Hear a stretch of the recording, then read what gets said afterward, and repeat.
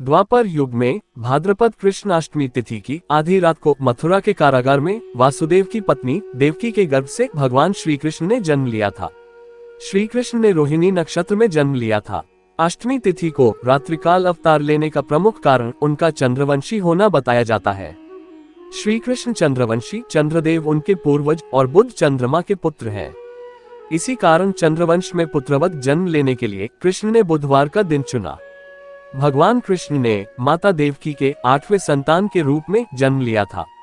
कृष्ण जी का जन्म मथुरा में मामा कंस के कारागार में हुआ था। माता देवकी राजा कंस की बहन थी। कंस को सत्ता का लालच था। उसने अपने पिता राजा उग्रसेन की राजगद्दी छीनकर उन्हें जेल में बंद कर दिया था और स्वन्य को मथुरा का राजा घोषित कर दिया था।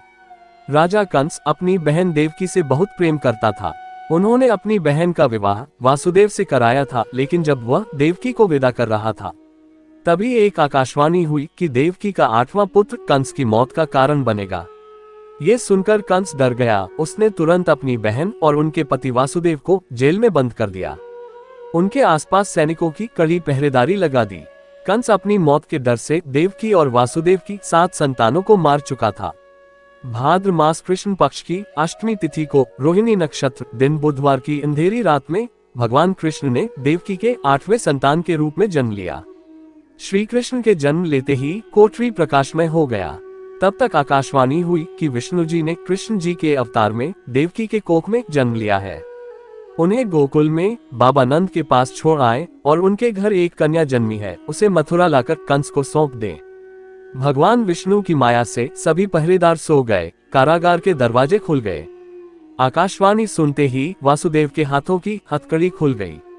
वासुदेव जी ने सूप में बाल गोपाल को सिर पर रख लिया और गोकुल की ओर चल पड़े। वासुदेव भगवान कृष्ण को लेकर नंद जी के यहाँ सकुशल पहुंच गए और वहां से उनकी नवजात कन्या को लेकर वापस आ गए। जब कंस को देवकी की 8वीं संतान के जन्म की सूचना मिली, वह तत्काल कारागार में आया और उस कन्या को छीनकर पृथ्वी पर पटकना चाहा, लेकिन वह कन्या उसके हाथ से निकलकर आसमान में चली गई। फिर कन्या ने कहा, हे मूर्ख कंस, तुझे मारने वाला जन्म ले चुका है और वह वृंदावन पहुंच गया है। वह कन्या कोई और नहीं, स्वयं योग माया थी। बाबा नंद और उनकी पत्नी मां यशोदा ने कृष्ण जी का पालन पोषण किया। राजा कंस ने कृष्ण जी का पता लगाकर उन्हें मारने की खूब कोशिश की, लेकिन कंस की सारी कोशिशें विफल हुई और कृष्ण जी को कोई मार नहीं सका। अंत में श्री कृष्ण ने कंस का वध किया। राजा उग्रसेन को फिर मथुरा की राजगद्दी सौंप दी।